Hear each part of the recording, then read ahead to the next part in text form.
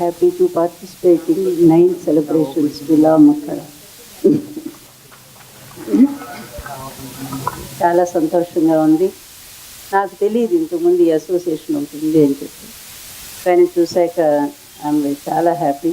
So I wish everyone Lamakaan members అందరికి కూడా హృదయపూర్వకమైన శుభాకాంక్షలు అందజేస్తూ, అభినందనలు అందజేస్తూ, ఈ 9వ వార్షికోత్సవ సందర్భంగా నేను కూడా మీలో ఒక మెంబర్గా రావటం అనేది నాకు చాలా సంతోషమైనటువంటి విషయం.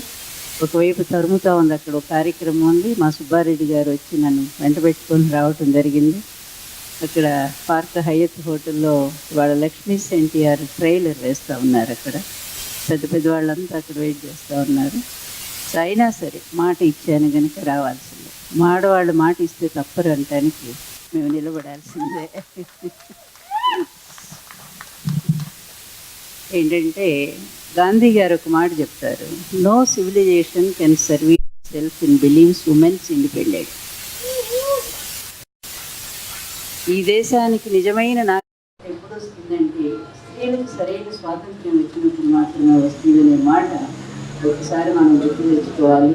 అదే వేదం కూడా అదే మాట చెప్పింది, సూర్యోదేవి యుషసుగం మేజమాన సూర్యక సయేషణ నాభ్యంత పశ్చాత్. ఈ లోకమంతా సూర్యుడి వల్ల, సూర్యుడి వెలుగు వల్ల ఎలా ముందుకు పోతా ఉందో, ఆ ఛాయాదేవిని అనుసరించినందువల్లే అతనికి ఆ గొప్పతనం వచ్చింది. అదేవిధంగా ఈ లోకం కూడా స్త్రీని అనుసరించి నడిస్తే అటువంటి గొప్పతనం వస్తుంది అని చెప్పిన వేదం మాటను కూడా మనం ఒక్కసారి స్మరించుకుందాము. ఆ విధానాన్ని ఒక NT రామారావు గారు పాటించారు అనిపిస్తుంది పురుషుల్లో. ఎందుకంటే స్త్రీలకు ఆ గౌరవం ఇచ్చినటువంటి చాలా గొప్ప వ్యక్తి, మహోన్నత వ్యక్తి ఆయన. మా వివాహం అనుకున్నప్పుడు మేము ఎదుర్కొన్నటువంటి బాధలు, ఇబ్బందులు, అవమానాలు ఇన్నిటిని కూడా అధిగమించి ఇద్దరం ఒకే మాట మీద నిలబడ్డాము. ఆ తర్వాత కూడా మేము అధికారాన్ని మేము కష్టపడి ఎలక్షన్లో తిరిగి మేము సాధించుకుంటే దాన్ని లాక్కోవటానికి జరిగినటువంటి కుట్రలు, కుయుక్తులు. నేను ఎందుకు చెప్తున్నానంటే స్త్రీలు సామాన్యులు కాదు, స్త్రీలు చాలా గొప్పవాళ్ళు. ఏదైనా సరే కుటుంబంలో సమస్య వస్తే మనకి నీతి శాస్త్రం కూడా అదే చెప్తుంది, ద్విగుణ ఆహారం బుద్ధిశ్చాపి చతుర్గుణం సాహసం షడ్గుణం చేయవ. అందువలన స్త్రీలు పురుషుల కంటే 2 ఎక్కువ ఆహారం తింటారట. ఎందుకంటే వాళ్ళ శక్తి కోసం, బలం కోసం. అదేవిధంగా ఏదైనా ఇబ్బంది వచ్చినప్పుడు బుద్ధిశ్చాపి చతుర్గుణం, నా బుద్ధితో ఆలోచిస్తూ ఉంటారట. సాహసం షడ్గుణం చేయవ, సాహసం చేయాల్సి వచ్చినప్పుడు 6 సాహసం చేస్తారట. నిజమే, ఇది వాస్తవమైనటువంటి విషయం. కుటుంబ పెద్దలు ఎప్పుడైనా సరే పాపం చనిపోతే ఆ కుటుంబంలో స్త్రీలు ఆ బిడ్డలను పెంచుకోవటానికి పడేటువంటి తాపత్రయం, అదేవిధంగా ఒక ధైర్యంగా నిలబడి సమాజంలో వాళ్ళు ఎదుర్కొనే అవమానాలకు పోరాడేటువంటి విషయంలో కానీ ఎంతో ధైర్యంగా నిలబడగలిగినటువంటి స్త్రీ జాతి వాళ్ళకి ఈరోజు మరి 8వ తారీఖు మహిళా అంతర్జాతీయ దినోత్సవం అనేది ఐక్యరాజ్య సమితి ఇచ్చింది ఒక గౌరవంగా. అది కూడా ఒక కార్మిక మహిళలు, మామూలు సాధారణమైన మహిళలు రోడ్డు మీదకి వచ్చి వాళ్ళ హక్కుల కోసం పోరాటం చేస్తే చివరికి వాళ్ళ పోరాటాన్ని మార్చి 8వ తారీఖు అంతర్జాతీయ మహిళా దినోత్సవంగా ఐక్యరాజ్య సమితి ఇవ్వటం అనేది మా మహిళలు సాధించుకున్నటువంటి హక్కు. అది మేము గర్వంగా ప్రకటించుకుంటున్నాం. అందువల్ల మా మహిళలకు మీరందరూ కూడా every man success behind one woman కాదు, every woman success behind one man కూడా అనే సిద్ధాంతం కనుక రాగలిగితే తప్పనిసరిగా మా మహిళలు ఇంకా ముందుకు పోతారు. ఇంకా ఆవకాయ పచ్చళ్ళు పెట్టేటువంటి పరిస్థితిలో మా వాళ్ళు లేరు. ఇప్పుడు అంతర్జాతీయ స్థాయిలో అంతరిక్షం కూడా కల్పనా చావ్లా, సునీత విలియమ్స్ లాంటి మా మహిళలు, మేము గర్వంగా చెప్పుకునే మా మహిళలు అంతరిక్షంలో కూడా ప్రవేశించారు. ఆమె వెళ్ళని చోటు లేదు, ఆమె సాధించని విజయం లేదు. ఇదంతా కూడా మగవాళ్ళ సపోర్ట్ అనుకోకండి. తన హక్కుల కోసం తను ఎంత విప్లవించి సాధించుకుందో మహిళలు అనేది తెలుసుకుంటే చాలా చాలా చరిత్ర ఉంది. ఆడవాళ్ళు మధ్యయుగంలో మీరు అసలు బయటికి రావద్దు, మీరు ఇంట్లోనే ఉండాలి, మీరు పొరపాటున ఇతర మగవాళ్ళని చూడొద్దు, చదువులు వద్దు మీకు అని ఆ విధమైన ఒక దురాచార స్థితి నుంచి, తర్వాత 6 ఏళ్ల పిల్లని 60 ఏళ్ల ముసలాళ్ళకి ఇచ్చి పెళ్లి చేసేటువంటి ఒక దుర్మార్గమైన ఆచారం నుంచి, తర్వాత ఆ చిన్న పిల్ల వితంతు అయిపోతే, ఆ భర్త చనిపోతే ఇంకా ఆమెకు పునర్వివాహం వద్దు అనేటువంటి ఒక దురాచారం నుంచి, ఇన్నిటి నుంచి స్త్రీ సంఖ్యలు తెంచుకొని తన హక్కుల కోసం తను ఉద్యమించి ఈ సమాజంలో ఈరోజు 60% ఎడ్యుకేషన్లో కూడా మరి భాగస్వామి అయిందంటే మహిళలు సాధించిన విజయం కాదా ఇది? 1965 వరకు కూడా ఈ ప్రపంచంలో భారతదేశమే ముందుందని చెప్పుకోవాలి. ఒక రకంగా మహిళలకి ఫోటోలో ఇది బ్రేక్ అవుతోంది. ప్రపంచాన్ని పరిపాలించినటువంటి ఇంగ్లాండ్ బ్రిటిషర్స్ 1965 వరకు కూడా అక్కడ మహిళలకు ఓటు హక్కు ఇవ్వలేదంటేనే మీరు ఆలోచించండి. ఇంత స్థాయిలో మహిళలకు మన దేశమే కాదు ప్రతి దేశంలో కూడా ఒక అగౌరవం జరుగుతూనే ఉంది. ఇప్పటికి కూడా ఇంత సాధించినా కూడా స్త్రీలు ఇటు డాక్టర్లు అయ్యారు, ఇంజనీర్లు అయ్యారు, అన్నీ అయ్యారు. కానీ ఇప్పటికి కూడా ప్రతి 5 నిమిషాలకి స్త్రీల మీద లైంగికమైన వేధింపు, ప్రతి 2 నిమిషాలకి భ్రూణ హత్యలు, అదేవిధంగా ప్రతి 10 నిమిషాలకు మానసిక క్షోభలు, ఇన్ని రకాల ప్రతి గంటకి ఒక మహిళా హత్య, ఇంత దురాచారాలు జరుగుతున్నాయంటే ఇంకా దురదృష్టకరమైన పరిస్థితుల్లో ఈ సమాజం నడుస్తుందనేటువంటి బాధ నాకు చాలా అనిపిస్తూ ఉంటుంది. ఇటువంటి బాధలు అనుభవించిన ఒక మహిళగా మా సుబ్బారెడ్డి గారు అడిగారు. ఆ రోజు కూడా నేను బాగా చదువుకున్నాను, ఎంఏ, ఎంఫిల్, పిహెచ్డి చేశాను నేను. తర్వాత ఎన్టీఆర్ గారి ఆత్మకథ రాయాలని చెప్పి నేను వారి దగ్గర అడిగాను. వారు అంగీకరించి నేను అప్పుడు డిగ్రీ కాలేజ్ లెక్చరర్గా ఉండటం జరిగింది. నేను నరసరావుపేటలో ప్రతిసారి నేను సాటర్డే సండే వచ్చి వారి దగ్గర నోట్స్ తీసుకుని వెళుతుండేదాన్ని. ఆ సమయంలోనే ఆయన ఒక ఒంటరితనానికి గురయ్యారు. భార్య చనిపోయి 12 సంవత్సరాలు అయింది. అదేవిధంగా పార్టీ ఓడిపోయింది 89లో. ఆరోగ్యం పాడైపోయింది, ఆస్తులు లేవు, ఆస్తులన్నీ కొడుకులకి ఎప్పుడో 82లోనే ఇచ్చేశారు. అట్లాంటి ఒక నిస్సహాయ పరిస్థితిలో ఉండి నన్ను పెళ్లి చేసుకుంటావా అని ఆయన అడిగినప్పుడు నేను నా ఉద్యోగం వదిలేశాను, అన్నీ వదిలేసి నేను ఆయనకి సేవ చేయాలనే ఒక మంచి లక్ష్యంతో, ఒక త్యాగ బుద్ధితో నేను ఆయన జీవితంలోకి రావటం జరిగింది. అక్కడి నుంచి మేము ఎదుర్కొన్న కష్టాలు, మీ జీవితం మీరు జీవించొద్దు, మీ ఇష్టం మీకు సంబంధం లేదు అనే విధానంలో మేమిద్దరం ఎదుర్కొన్నాం. నన్ను కిడ్నాపులు చేశారు, అదేవిధంగా చంపటానికి వచ్చారు. ఎన్ని వచ్చినా సరే ఎక్కడ నేను వెనక్కి తగ్గలేదు. బహుశా లక్ష్మీ NTR మీకు రేపు అదే చూపించబోతోంది. ఈ వాస్తవాలన్నిటినీ కూడా మీరంతా వెయిట్ చేస్తున్నారని నాకు తెలుసు. ఇన్నాళ్ళకి నేను ఇదే అంటాను, 23 సంవత్సరాలు ఒక స్త్రీ ఇన్ని అవమానాల భారం ఒక అగ్నితో దహించిపోయాను చెప్పాలి అంటే, నా భర్త ఉన్నంత వరకు ఆయన ఎంతో నాకు సేవ్ చేశారు, సెక్యూర్గా నిలబడ్డారు. ఒక కంచు తమ్ముడు రాబయ్యా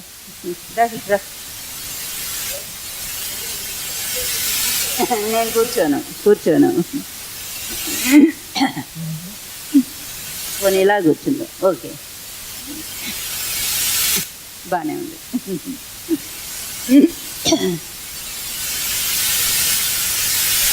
ఆ సమయంలోనేమో ఆయన ఎవరూ పట్టించుకోలేదు, పార్టీ వదిలేసింది, కుటుంబం వదిలేసింది. అట్లాంటి పరిస్థితుల్లో ఆయన ఒక తోడు కోసం నన్ను అడిగితే నేను ముందుకు వచ్చాను. సరే, మాకు తర్వాత పార్టీ ఓడిపోతుందన్నారు, రెండో పెళ్లి చేసుకున్నారు కనుక ఇదేదో పెద్ద నేరం, అపరాధం అని చెప్పి అదొక ప్రచారం చేశారు. దాన్ని అధిగమించి నిలబడ్డాం. ఇంకా ఆరోగ్యం, ఎన్టీఆర్ గారు ఆరోగ్యానికి వస్తే కాలు చేయి పడిపోయినటువంటి స్థితి. అప్పుడు ఆయన పెరాలిటిక్ స్ట్రోక్ వచ్చింది, అంతకుముందే మైల్డ్ హార్ట్ స్ట్రోక్ వచ్చింది. ఆ పరిస్థితుల్లో నాకు ఒక పరీక్ష. జీవితం ఎప్పుడూ కూడా స్త్రీలకి ఒక పరీక్ష. ఎందుకనో ఆ పరీక్షలో ఎంతవరకు నెగ్గుతారో నాకు తెలియదు, కానీ నేను మాత్రం ఎంతో ప్రయత్నం చేశాను, నెగ్గాను కూడా. ఆ నెగ్గిన నా విజయాన్ని చూసి సహించలేక జరిగినటువంటి కుట్రలు, కుతంత్రాలు, అవి మాటలతో చెప్తే అసలు ఒక్క స్త్రీ మీద ఇన్ని రకాలైనటువంటి దాడులు ఉంటాయా అంటే అది నా జీవితమే ఉదాహరణ. గడిచిన 200 సంవత్సరాల్లో కూడా నా జీవితం లాంటి జీవితం ఏ స్త్రీ అనుభవించి ఉండదు. అయినా నేను నిలబడ్డాను నేను. ఎందుకంటే నా దగ్గర నిజం ఉంది, తర్వాత నా దగ్గర ఒక ప్రేమ ఉంది, నా దగ్గర త్యాగం ఉంది. ఎన్టీఆర్ గారి కోసం నా జీవితాన్ని సర్వం కూడా నేను అర్పణ చేసి నేను ఆయన కోసమే బ్రతికినటువంటి దాన్ని నేను. అందుకోసమే నేను ధైర్యంగా నిలబడగలిగాను. ఈ ఎలక్షన్లో పార్టీ ఓడిపోతుందన్నారు. 6 నెలల్లో నా భర్తను నేను బాగు చేసుకున్నాను. చక్కగా మళ్ళీ కాలు చేయి పనిచేసింది, బాగా మాట్లాడగలిగిన పరిస్థితి వచ్చింది, చక్కగా నడుస్తున్నారు. ఆ టైంలోనే ఎలక్షన్స్ వచ్చాయి. ఎలక్షన్స్కి ఇద్దరమే వెళ్ళాము. వాళ్ళెవరు రాలేదు, పార్టీ తరఫు నుంచి ఒక్కళ్ళు కూడా రాలేదు. అల్లుళ్ళు రాలేదు, కొడుకులు రాలేదు, ఎవరు రాలేదు ఈ పార్టీ గెలుస్తుందా అని. అట్లాంటి పరిస్థితుల్లో ఆయన కాళ్ళు ఇంత వాచిపోతుండే, పాపం పెరాలిటిక్ స్ట్రోక్ కదా. అట్లాంటి పరిస్థితుల్లో రాత్రిపూట ఆయనకి సేవ చేస్తూ సరైన ఆహారం ఇస్తూ, ఈ మధ్య మీరు ఆ ఫోటోలు కూడా చూస్తున్నారు. మా చైతన్య రథంలోనే ఆయనకు వేళకి నేను భోజనం తినిపించుకుంటూ, ఆయన మాట్లాడలేకపోతే ఆయన 10 నిమిషాలే మాట్లాడనిచ్చి నేను 40 నిమిషాలు 50 నిమిషాలు నేను మాట్లాడి ప్రజల్ని కన్విన్స్ చేసుకొని, మేము ఇంత చేస్తే ఈ కుటుంబానికట మా పెళ్ళి నచ్చలేదని చెప్పి ప్రచారం చేస్తారు. కానీ దాదాపుగా 8 కోట్ల మంది ప్రజలు ఆ రోజు మమ్మల్ని ఆశీర్వదించి 58% ఓటింగ్ ఇచ్చి 258 సీట్లు ఇచ్చిన ఈ ప్రజలకు మేము ఎంత రుణపడి ఉన్నామో ఒక్కసారి ఆలోచించండి. మా పెళ్ళిని మనస్ఫూర్తిగా ఆశీర్వదించి, మీకు ఎందుకంటే ఆయన కష్టాన్ని ప్రజలు గుర్తించారు, ఆయనకు అవసరాన్ని ప్రజలు గుర్తించారు, ఆయనకి ఈ వయసులో తోడు కావాలనేది ప్రజలకు అర్థమైంది, కుటుంబానికి అర్థం కాదా? కోట్లాది రూపాయలు మీ తండ్రి కష్టార్జితాన్ని మీరు పంచుకున్నారే, 82లోనే అందరూ ఆస్తులు పంచుకున్నారు, ఆయన ఏకాకిని చేశారు కదా. నాకు ఈ వయసులో తోడు కావాలి, నా ఆరోగ్యం బాగాలేదని నోరు విప్పికోత కొడుకుల్ని తండ్రి అడిగితే, దానికి మరి అట్లాంటి తండ్రి, అందులో ఎన్టీఆర్ లాంటి తండ్రి అంటే ఎంత గొప్పవాడో అందరికీ తెలుసు.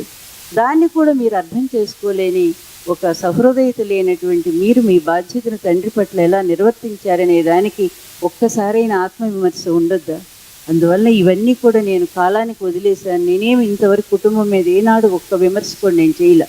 నా డ్యూటీ నేను చేసుకుంటూ పోయాను, నా భర్తను కాపాడుకున్నాను, ఎలక్షన్లో తిరిగాను.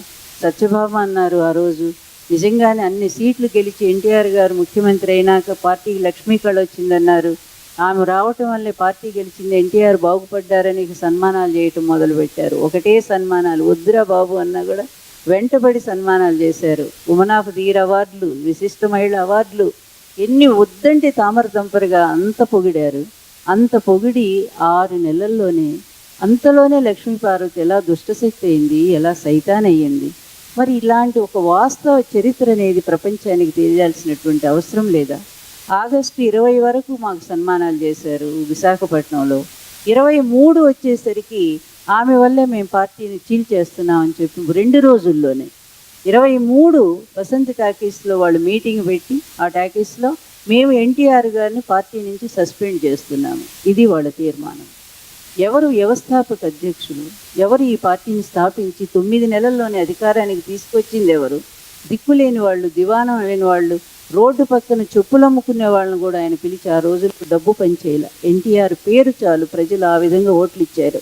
అట్లాంటి వాళ్ళందరినీ తీసుకొచ్చి ఆయన సీట్లు ఇచ్చి ఎంపీలు, ఎమ్మెల్యేలు, డాక్టర్లు, ఇంజనీర్లు చదివిన వాళ్ళని కూడా ఆయన సపోర్ట్ చేసి అంత స్థానంలో గౌరవిస్తే పొలిటికల్గా, ముఖ్యంగా అణగారినటువంటి వర్గాలు, బీసీలు, ఎస్సీలు, ఎస్టీలు, మైనార్టీలు, మహిళలు, వీళ్ళందరికీ కూడా ఎన్టీఆర్ గారి గవర్నమెంట్లో సమానమైన ప్రాతినిధ్యం వహించారు, ప్రాధాన్యత ఇచ్చారు. అంత మహానాయకుడు పరిపాలన చరిత్రలోనే లేదన్నారు. 2 రూపాయల కిలో బియ్యం తీసుకొచ్చి 1,20 లక్షల కుటుంబాలకు అన్నం పెట్టిన అన్నదాతగా చరిత్రలో మిగిలిన ఎన్టీ రామారావు గారి కాలిగోటికి ఏ పరిపాలనైనా సరిపోతుందా అని ఆలోచిస్తే చరిత్రలో అది లేదు అని అనుకోవాలి. మళ్ళీ వైఎస్ రాజశేఖర రెడ్డి గారు వచ్చాక అంత మంచి పరిపాలన అందింది ప్రజలకి. అట్లాంటి మనిషి ఏం తప్పు చేశాడు?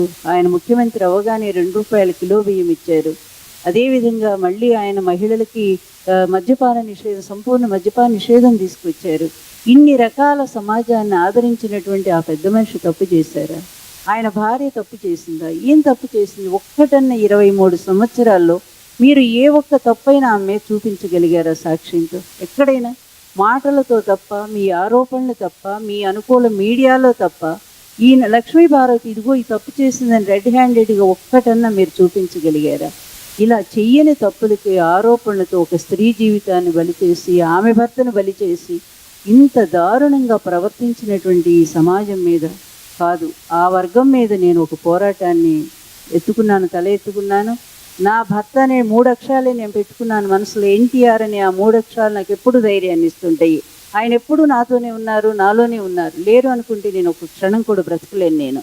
అందుకని నేను ఇన్ని సంవత్సరాలు పోరాటం చేయగలిగితే, ఆ రోజు వాళ్ళ మీడియా సృష్టించిందంతా కూడా ప్రజల మనసుల్లోకి ఎక్కించి, ఆమె వల్లే పార్టీ పోయిందట, ఆమె వల్లే ఎన్టీఆర్ చనిపోయారట అనే ఈ అవమానాల నుంచి ఈరోజు పాపం ఆమె ఎంతో సేవ చేసింది, ఆయన బ్రతికించుకుంది, పార్టీని తిరిగి గెలిపించుకుంది అనేటువంటి మంచి మాటలు ఈరోజు నేను మీ అందరి నుంచి వినగలుగుతున్నానంటే అది నేను సాధించిన విజయమే కదా. అందువలన ఈరోజు చాలా నాకు రాజీవ్ గారు లాంటి వ్యక్తులు ఈ సమాజానికి అవసరం, నిజంగా అవసరం. నిజాన్ని నిగ్గు తీయండి, ఏం జరిగింది, నిజమేంటి అని చెప్పి ఎవరైనా ప్రశ్నించే వాళ్ళు ఉంటే ఇట్లాంటి సమస్యలు ఆడవాళ్ళు అసలు ఎదుర్కోలేరు. ఆ రోజే గనక ఈ విధంగా గనక ఎదుర్కొని ఉంటే వాళ్ళు ఆమె ఏం తప్పు చేసిందో ఒక్కసారి నిరూపించండి అని చెప్పి ఉంటే నిజంగా కూడా నాకు ఇన్ని కష్టాలు వచ్చిండే కాదు. నా భర్త మరణానికి కూడా కారణం మీకు చెప్తున్నాను. జనవరి 18వ తారీఖు ఆయన మరణించారు.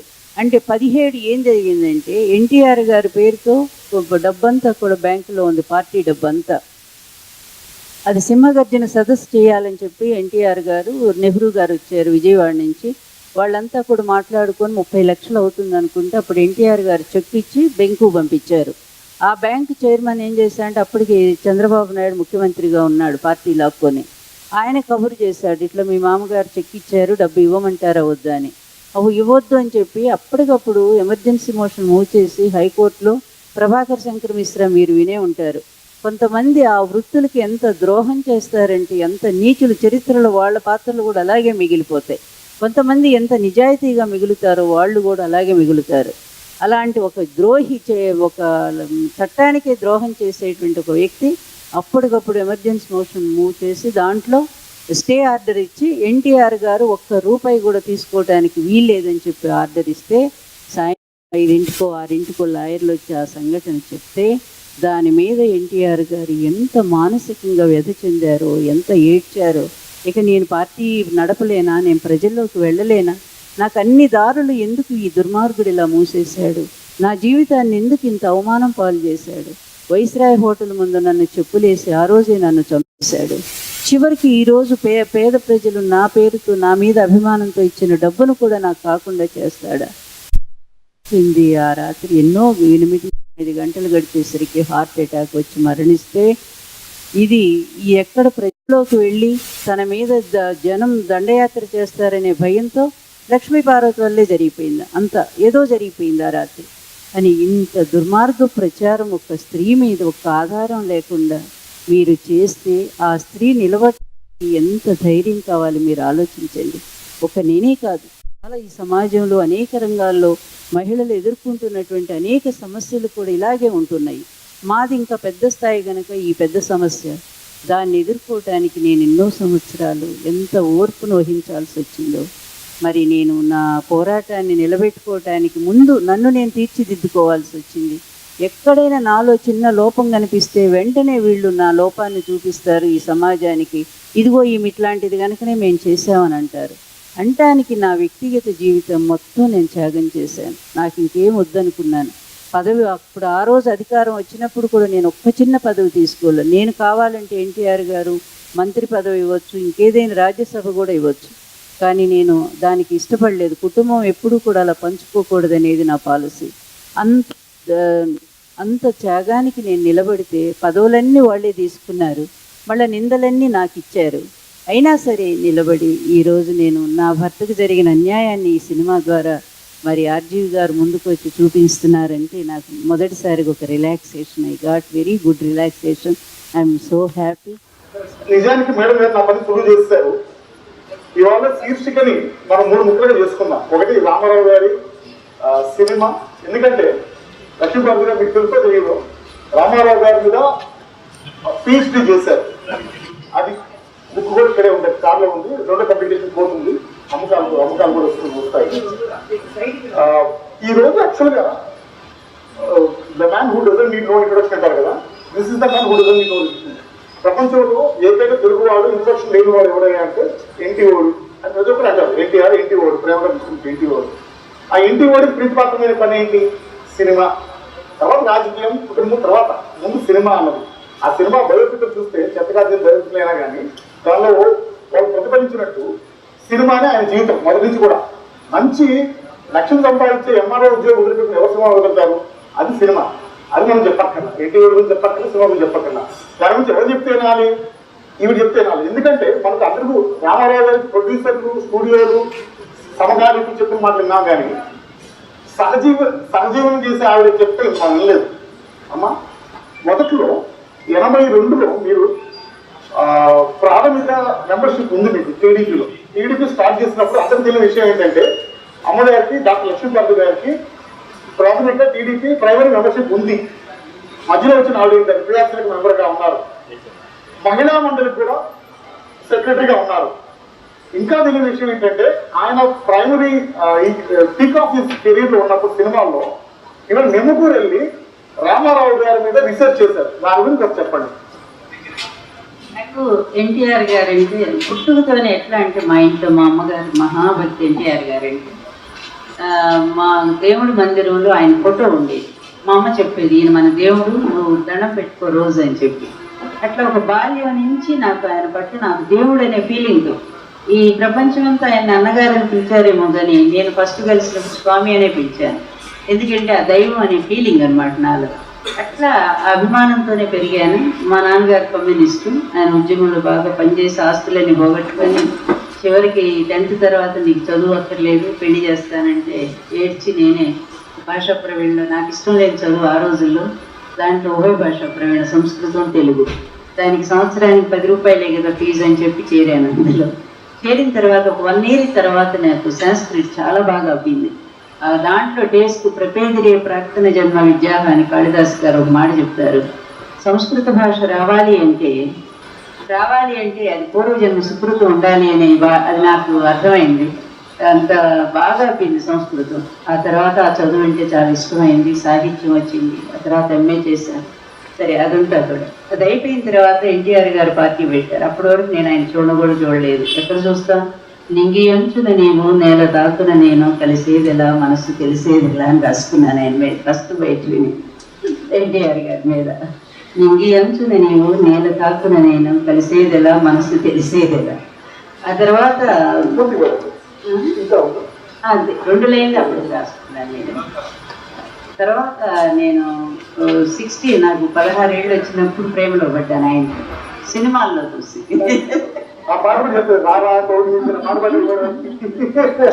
సినిమాలు చూసి ప్రేమలో పడిపోయా. అంటే ఆరాధన మొదటి నుంచి ఉంది, ఆరాధన ప్రేమలోకి కన్వర్ట్ అయిపోయింది. అది పిడుగురాముడు సినిమా చూసాను. అప్పుడు నాకు 16 ఏళ్ల వయసు. ఆ సినిమాలో అది మేనిలో పసిడి వన్నెలున్న చిన్నవాడ అడుగులో మర్చిపోయానే పదమ సింగపు అడుగులున్న మొనగాడ అని రారా దొర అని ఒక పాట ఉంది. విజయలక్ష్మి డాన్స్ చేస్తూ పాడుతుంది. కానీ అప్పుడు ఎంత బాగుంటారంటే ఇలా చేతులు కట్టుకుని ఆయన నడుస్తుంటే సింహం నడిచినట్టే ఉంటుంది. అది చూసి మనసు పారేసుకున్నాను నేను. అదొక డ్రీమ్ అట్లా ఉండిపోయింది. అప్పటికి వెళ్ళలేదు. ఇంకా కూడా జీవితం ఎన్ని మలుపులు తిరుగుతుంది, తెలియని విషాదం కొన్ని చోటు చేసుకున్నాయి నా మొదటి జీవితంలో. సరే అవన్నీ ఇప్పుడు నాకు చెప్పే ఉద్దేశం కూడా లేదు. కానీ ఎన్టీఆర్ గారి మీద ఆరాధన, ఆ ప్రేమ మాత్రం నాలో శాశ్వతంగా మిగిలిపోయింది. అట్లా ఇక ఆయనతో పరిచయం ఏర్పడిన తర్వాత 85లో పరిచయం ఏర్పడింది. ఫస్ట్ పార్టీలో చేరాను. ఎంతోమంది మెంబర్షిప్ చేర్పించాను. ఎన్టీఆర్ గారు ఫస్ట్ గవర్నమెంట్ పడిపోయినప్పుడు గుంటూరు జిల్లా అంతా పర్యటించి ఆయన కోసం ఉపన్యాసాలు చెప్పి అప్పుడంతా మళ్ళీ ఆయన రాగానే ఇంట్లో కూర్చోవటం. కానీ 85లో నేను ఆ రోజుల్లోనూ ఉపన్యాసాలు చెప్తుండేదాన్ని. అందువల్ల నాకు ఏపీ భవన్లో November 1 ఆంధ్ర రాష్ట్ర అవతరణ దినోత్సవ సందర్భంగా పిలిచారు. ఎన్టీఆర్ గారి చేతుల మీదుగా సన్మానం అని చెప్పారు. మీరు నమ్మరు, 3 రోజులు తిండి లేదు, నిద్ర లేదు నాకు. ఎంత యాంగ్జైటింగ్ అంటే అమ్మో ఆయన దగ్గరగా చూడబోతున్నామా, ఆయన చేతుల మీదుగా సన్మానం చేయించుకోవటమా. అసలు నేను అనుకున్నాను తీరా అసలు ప్రయాణం చేస్తానో లేదో అని.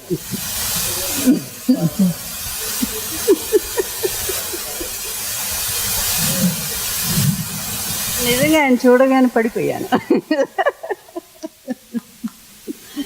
అసలు పెయింట్ అయిపోయి కాళ్ళ దగ్గర పడిపోయాను. అసలు నాకు తెలియని వివస స్థితి అంటారు దాన్ని. ఆయనకు అర్థమైంది నా బాధ ఏంటో. పాపం అమ్మాయికి ప్రేమ ఎక్కువైపోయి పడిపోయింది, పైకి లేవదీయండి అని ఫోటో తీయించి పంపించారు. అట్లా ఫస్ట్ మా మీటింగ్ అనేది ఢిల్లీలో జరిగింది. తర్వాత మహానాడులో కలిసాము. తర్వాత ఆ టైంలో ఆయన ఒక అపాయింట్మెంట్ ఇచ్చారు నాకు. మరుసటి రోజు 1 గంట సేపు వాళ్ళ ఇంట్లో అవిడ్స్లో వాళ్ళ ఇంట్లో కూర్చొని మాట్లాడినప్పుడు నీ చదువు ఏంటి, ఆయన చదువు అంటే చాలా ఇంట్రెస్ట్, అందులో సాహిత్యం అన్నా కూడా. నేను MA తెలుగు చేశాను. అప్పటికి MAనే చేశాను. MA తెలుగు చేశానండి. అలాగే సాహిత్యం మీద అంతో ఎంతో పట్టుంది నాకు. నేను అన్నీ చదివాను, వేదాలు చదివాను, ఉపనిషత్తులు చదివాను, కావ్యాలు చదివాను. దాదాపు నేను చదవని సాహిత్యం లేదు నిజం చెప్పండి. రష్యన్ సాహిత్యం కూడా చదివాను నేను. ఎందుకంటే చదవటం అనేది ఒక అలవాటు ఉంటే అది ఆగదు, అన్నీ చదవాలనిపిస్తూనే ఉంటుంది. నన్ను చైన్ రీడర్ అనేవాళ్ళు. ఎన్టీఆర్ గారు ఒరిజినల్ కమ్యూనిస్ట్ కాకపోవచ్చు కానీ, అంటే కమ్యూనిస్ట్ ఫ్యామిలీలో పుట్టకపోవచ్చు కానీ హీజ్ రియల్ కమ్యూనిస్ట్ నా ఫీలింగ్ అయితే.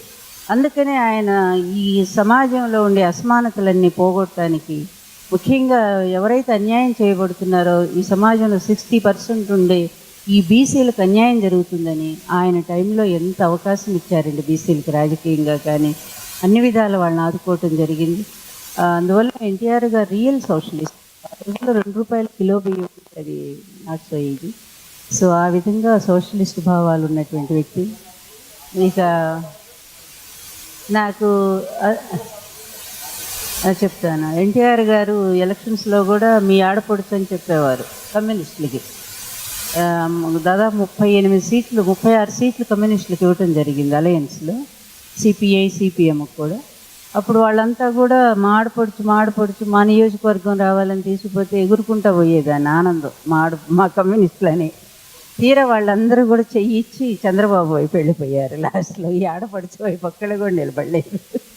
ఇవన్నీ అనుభవాలే. తర్వాత ఎన్టీఆర్ గారు ఎప్పుడు కూడా ఆయనకి నిజమే మీరు అన్నట్టుగా ద్రవిడ అప్పట్లో అంటే తమిళనాడులో ఈ ద్రవిడ ఉద్యమం చాలా బాగా పనిచేస్తూ ఉండేది. అక్కడ మనకి ఇక్కడ రాముడు దేవుడు అయితే అక్కడ రావణాసురుడు దేవుడు వాళ్ళకి. త్రిపురనేని రామస్వామి చౌదరి గారు కూడా మంచి బుక్స్ రాశారు, ఆయన రామాయణం మీద కూడా రాశారు. మాకు ఆదర్శప్రాయం, మా ఊళ్ళో కమ్యూనిస్ట్, మా ఊరంతా పక్కన తాడిపోరు. అందువల్ల మా గ్రంథాలయానికి కూడా త్రిపురనేని రామస్వామి చౌదరి గ్రంథాలయం అని పేరు పెట్టుకున్నారు. అంత ఇన్స్పిరేషన్ ఉండేది ఆయన గురించి మాకు. తర్వాత ఈ సినిమాలు కూడా అందుకనే ఇప్పుడు ప్రతి ఒక్కళ్ళలో కూడా ఒక గొప్పతనం ఉంటుంది. అందులో రావణాసురుడు చాలా గొప్పవాడు నిజంగా కూడా. ఎంత గొప్పవాడంటే ఆయన చాతుర్లక్షంచ వీధీన నవకోటి శివాలయం శతయోజన పర్యంతం పురీం రావణేన పరిపాలితమని శ్లోకం మొత్తం మర్చిపోయి గుర్తులేదు ఇప్పుడు. అంటే ఆయన లంక ఎలా ఉండేదంటే శతయోజన విస్తీర్ణం అట, 100 యోజనాల వైశాల్యం ఉండేదట. చాతుర్లక్షంచ వీధీన 4 లక్షల వీధులు ఉండేయట. నవకోటి శివాలయం 9 కోట్ల శివాలయాలు ఉండేయట. ఇవన్నీ కూడా రావణుడి చేత సంరక్షించబడుతుండేవి. చాలా అభిమానధనుడు అని రావణాసురుడు పాత్ర అంతా ఆయన భూకైలాస్ సినిమాలోను తర్వాత సీతారామ కళ్యాణంలో కూడా చూపించడం జరిగింది.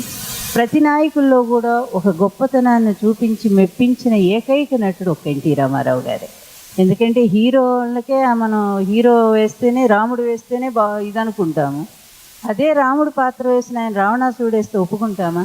కానీ ఒప్పుకున్నాము. ఎన్టీఆర్ గారు వేస్తే ఒప్పుకున్నాం, మనం ఒప్పుకున్నాము. దాన్ని సపోర్ట్ కూడా చేయటం జరిగింది. విపరీతంగా ఆడింది సీతారామ కళ్యాణం, ఆయన ఓన్ బ్యానర్ కింద తీశారు అది.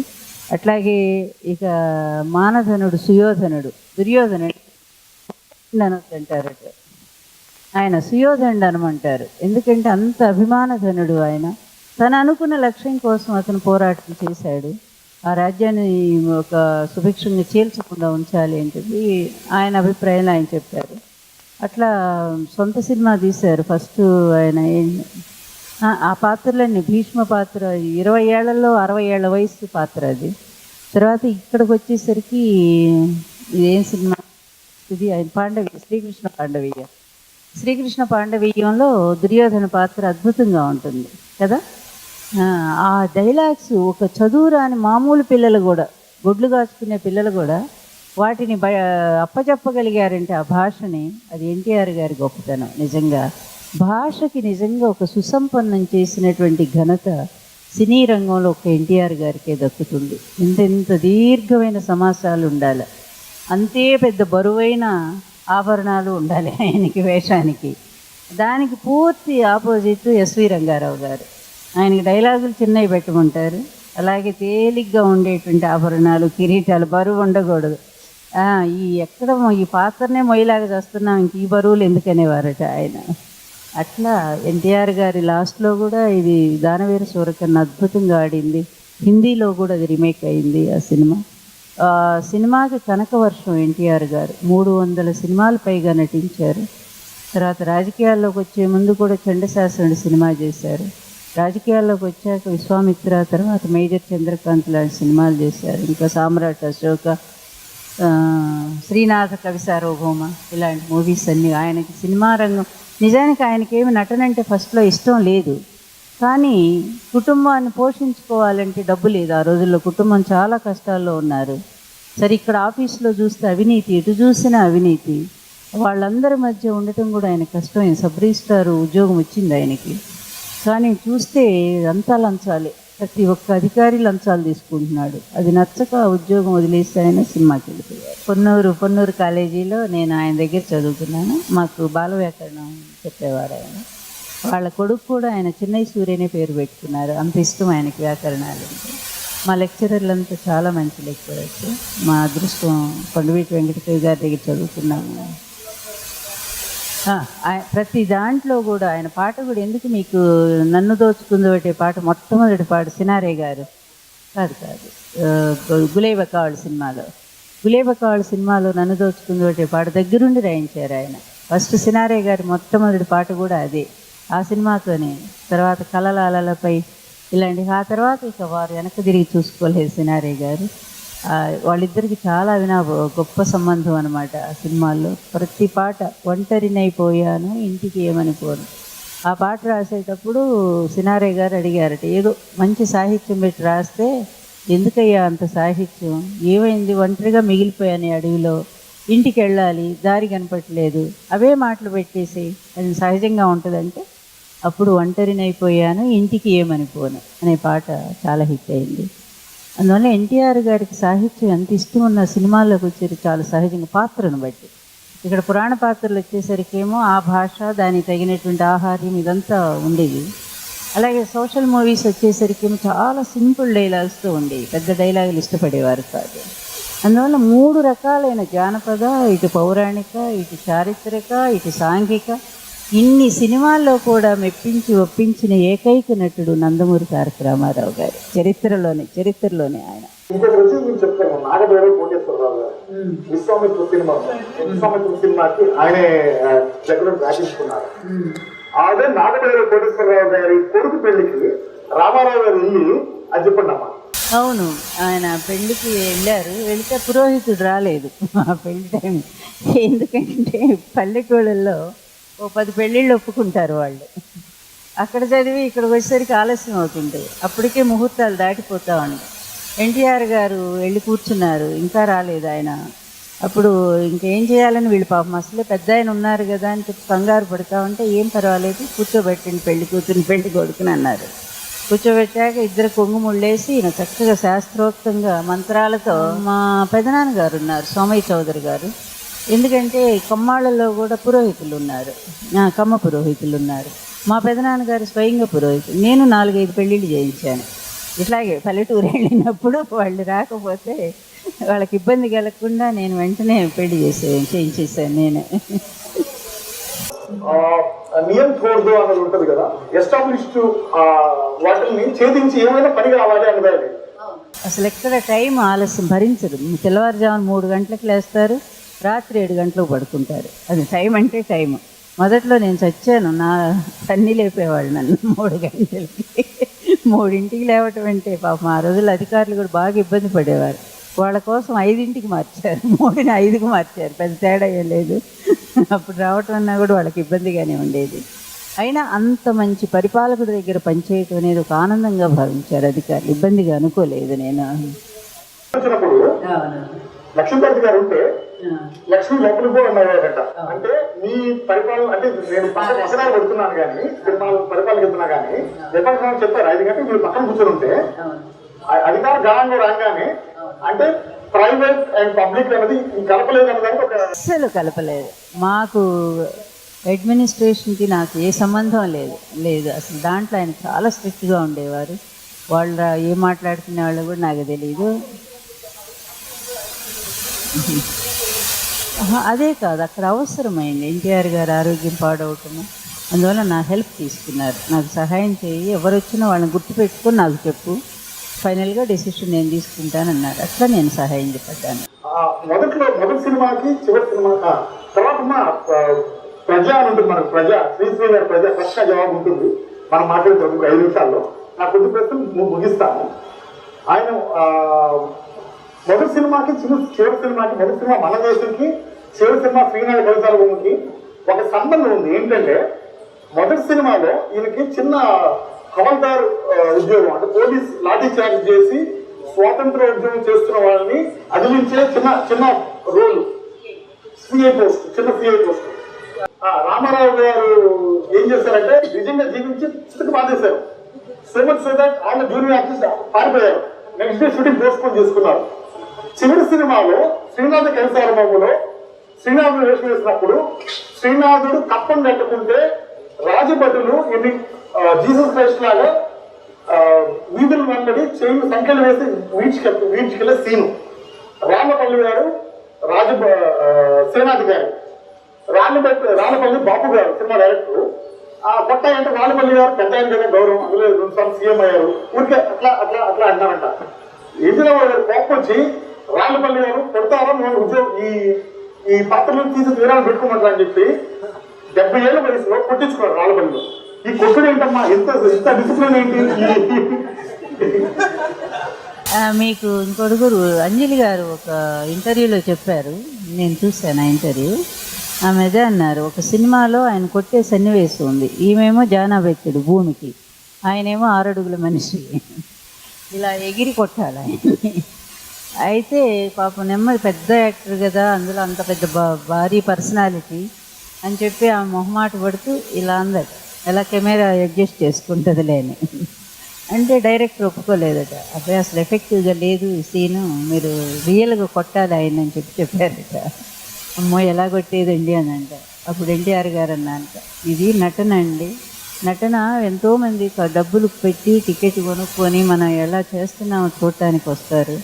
అలాంటప్పుడు మనం ఈ మొహమాటాలకు పోతే ప్రజలను మనం మెప్పించలేము. అందువల్ల మీరు నిజంగా కొట్టండి నన్ను అని చెప్పి గట్టిగా కొట్టించి ఎర్రగా అయిపోయిందట ఆయన చెంపంతా కూడా. అట్లాంటి చాలా సహజంగా ఉండాలనుకుంటారు. మీకు పల్లెటూరు పిల్లలు కూడా బుల్తో యుద్ధం ఫైటింగ్ అవుతుంటుంది. అందులో అక్కినేని నాగేశ్వరరావు గారు ఈయన ఇద్దరు యాక్షన్. అక్కినేనికి మహాపిరికి ఆ యుద్ధం చూస్తే ఏంటంటారు, యుద్ధం చూస్తే ఆయనకు భయం. అది చాలా పొగరుబోతుకి ఇట్లా బాగా ట్రైనింగ్ ఇచ్చారట. ఇచ్చాక పర్వాలేదు అనుకొని 2-3 సార్లు రిహార్సల్స్ కూడా చేశారు. అది బాగానే ఉంది బుద్ధిగా. కానీ అసలు కెమెరా దగ్గరకు వచ్చేసరికి అది బ్యాలెన్స్ తప్పిపోయింది. ఈ అక్కినేని నాగేశ్వరరావుని రక్షించాలి ఎన్టీఆర్ గారు వచ్చి, ఇద్దరు నాయకులు. అందులో ఆ రక్షించే సన్నివేశంలో అక్కినేని పొడవబోతుంటే ఈయన వెళ్ళి మధ్యలో దాని కొమ్ములు పట్టుకుంటాడు. ఆ కొమ్ములు పట్టుకున్నప్పుడు నిజంగా రిహార్సల్లోనేమో ఊరికి లైట్గా పట్టుకోవాలి, ఈయన మర్చిపోయి గట్టిగా పట్టేస్తున్నాడు వాడిని. సరే పట్టుకునేది అది అనుకుంది, ఇక నాతో ఈ ఫైటింగ్కి వచ్చాడు ఈయన అనుకొని అది రెడీ అయిపోయింది అటు ఫైటింగ్కి. ఇక చూడు నిజమైన పోరాటం మొదలైపోయింది. ఎందుకు ఈయనకి అందరూ పోయి చెట్లు ఎక్కారట, అక్కినేని కూడా చెట్టు కూర్చున్నాండి ఎక్కడ పైన వచ్చేస్తుందోనని చెప్పి. అసలు ఈ కెమెరాలు ఇవన్నీ తీసేసుకుని అందరూ దూరంగా పారిపోయి, డైరెక్టర్ ఏమో రామారావు గారు వచ్చేయండి అసలు ఏంటి అది పొడి చేస్తే ప్రమాదం అండి, మీరు హీరో కదా అని చెప్పి అసలు ఈయనకి అవేమి ఎక్కట్లేదట. దాంతో ఫైటింగ్ చేసి ఇద్దరు అలిసిపోయి దాని దారిని అది ఈయన దారిని ఈయన ఇద్దరు వచ్చారట. కానీ అప్పటికే క్రింద పడ్డారు, చెయ్యి ఇరిగింది చక్కగా. అంత ఒరిజినల్ పాత్రలో లీనం అయిపోతూ ఉంటారు ఆయన. ఆర్జీవి గారు ఫిలిం ఇండస్ట్రీకి వచ్చి 25 సంవత్సరాలు అవుతుంది. ఎన్టీ రామారావు గారు ఈ భూమి నోజులు కూడా ఆల్మోస్ట్ 20 సంవత్సరాలు. ఇన్ని సంవత్సరాలు ఆర్జీవి గారు ఎన్నడూ ఎన్టీఆర్ గారి మీద ఒక్క సినిమా కూడా తీయని ఆర్జీవి సడన్గా ఇప్పుడు ఎలక్షన్ టైంలో పదే న్యూస్లో ట్రైలర్స్లో కుట్రవాది వెన్నుపోటు పొడిచాడని పదే ఇన్ని సంవత్సరాలు చేయండి, ఇప్పుడే ఎందుకు చేస్తున్నారు? ఇది పొలిటికల్గా ఏదైనా ప్లానా, ఖచ్చితంగా తెలుగుదేశాన్ని ఓడించడానికా? అండ్ ఇంకొక క్వశ్చన్ మేడం, ఇందులోనే ఒకటే ఇది అయినాక ఒకటే ప్రశ్న అయినాక చెప్తాను సమాధానం. ఓకే, ఇది కూడా చెప్పేస్తాను మేడం, నా పని అయిపోతుంది. ఎన్టీఆర్ గారికి నేను చాలా పెద్ద అభిమానినండి. సో మహానటి సినిమా చూశాక నాకు సావిత్రి గారు తాగుతారు, అరే ఇలా తాగుతారా అని తెలిసింది. ఈ ట్రైలర్స్ చూడగానే ఎన్టీ రామారావు చెప్పులతో కొట్టారా అని చాలా బాధ అయింది. అంటే మాకు తెలియని విషయాలు కూడా ఇలా సినిమాలో ఎందుకు చూపించి అభిమానుల గుండెలు పలగొడుతున్నారని నా డౌట్ ఉంది. థ్యాంక్స్ బాబు, మీ ప్రశ్న బాగానే ఉంది. మీరు ఆర్జీవి గారిని అడిగి ఉండాల్సిందేమో, మీకు దొరకలేదేమో ఆయన. కానీ అసలు జరిగింది ఏంటంటే బాలకృష్ణ గారు ఆయన ఆర్జీవిని పిలిచింది ఆయనే. మీకు తెలియంది చెప్తున్నాను నేను. పిలిచి కథానాయకుడు సినిమా చేయాలని చెప్పి ఆర్జీవి గారిని అడిగారు. ఇప్పుడు ఇన్నేళ్లలో మీరు అన్నారు ఎందుకు తీయలేదు అని. ఆ తీయటానికి అనుకూలమైన, ఇప్పుడు ఆర్జీవి దగ్గర డబ్బులు లేవని అందరికీ తెలుసు, ప్రపంచం అంతా కూడా కదా. అందువలన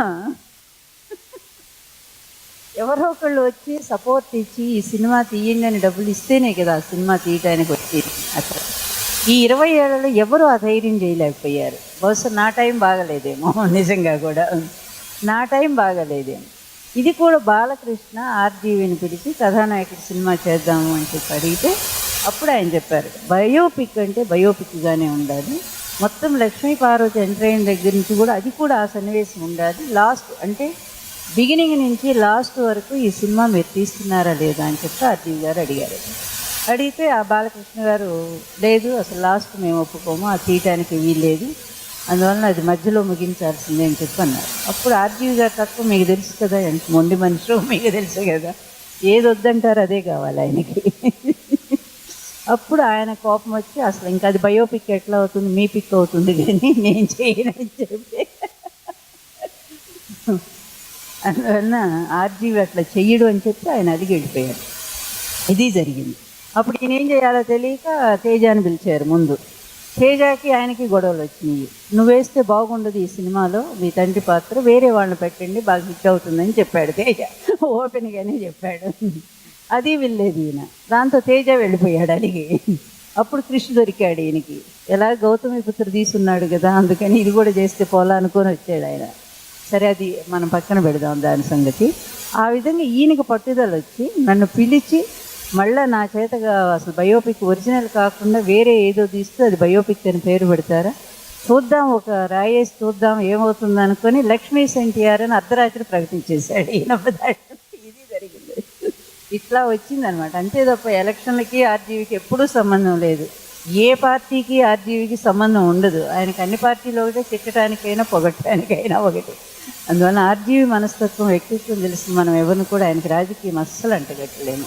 కనుక ఇన్నాళ్ళకి నాకు టైం వచ్చిందని నేను అనుకుంటున్నాను. నిజంగానే మళ్ళీ ఇన్నాళ్ళకి నన్ను ఒక నిర్దోషిగా నిరూపించుకునేటువంటి అవకాశం ఈ విధంగా ఆర్జీవి గారి రూపంలో వచ్చిందనేది మాత్రం నాకు ఒక రిలాక్సేషన్ వచ్చింది. I'm so happy. అది మీరు ఎన్టీఆర్ జీవితంలోకి ఆయన బయోగ్రఫీ రాస్తానని ఎంటర్ అయ్యారు కదా, సో అది రాయడం జరిగిందా? ఒకవేళ ఆగితే కనుక ఎక్కడ ఆగింది?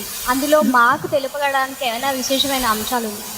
అండ్ అమ్మో చాలా పెద్ద క్వశ్చన్ కదా ఇది. చాలా పెద్ద క్వశ్చన్. ఒకటి కాదు 2 పార్ట్స్ అయిపోయినాయి, ఎప్పుడో అయిపోయినాయి. ఫస్ట్ పార్ట్ NTR గారు ఉన్నప్పుడు ఆయన ఏదైతే నాకు నోట్స్ ఇచ్చారో ఆ పార్ట్ ఆయన ఉన్నప్పుడే నేను సీరియల్గా కూడా వచ్చింది, సుప్రభాతం అనే మ్యాగజైన్లో అప్పుడే సీరియల్గా వచ్చింది. దానికి విపరీతమైన సర్క్యులేషన్ పెరిగింది ఆ పత్రికకి. తర్వాత అది ఫస్ట్ పార్ట్. సెకండ్ పార్ట్ మాత్రం ఆయన చనిపోయాక రాశాను, ఎందుకంటే అప్పుడే అవసరం వచ్చింది రాయాలనేది నాకు.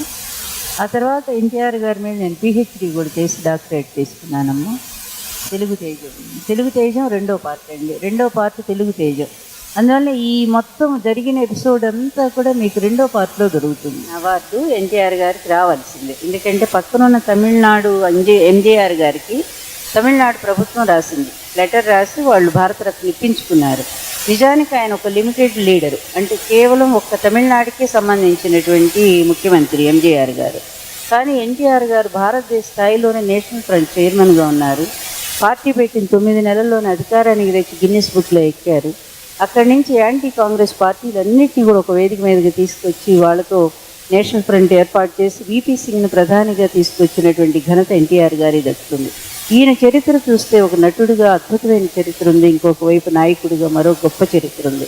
అట్లాంటి నాయకుడికి అసలు ఏం ఆలోచించకుండా ఇవ్వాలి. కానీ ఎందుకు రాలేదు భారతరత్న అంటే, ఆ రోజు కింగ్ మేకర్, తర్వాత యునైటెడ్ ఫ్రంట్ కన్వీనరు, మరి ప్రధానమంత్రి దేవగౌడ్ నేనే ప్రధానమంత్రిని చేశాను, గుజరాల్ని నేనే ప్రధానమంత్రిని చేశాను, వాజ్పేయి గారికి నా సపోర్ట్ వల్లే ప్రధానమంత్రి అయ్యారని ఎవరైతే చాలా గొప్పగా ఇప్పటికి కూడా చెప్పుకుంటూ ఉన్నారో ఆ మహానుభావుడు ఆ రోజు ముఖ్యమంత్రిగా ఉండి ఇంతమంది ప్రధానులు చేసినటువంటి వ్యక్తి ఒక్క నిమిషం ఒక్క లెటర్ పంపిస్తే NTR గారికి భారతరత్న వస్తుందా రాదా, అది మీ ఎడ్యుకేటెడ్స్ మీరందరూ కూడా మీరు ఒక్కసారి ఆలోచించండి.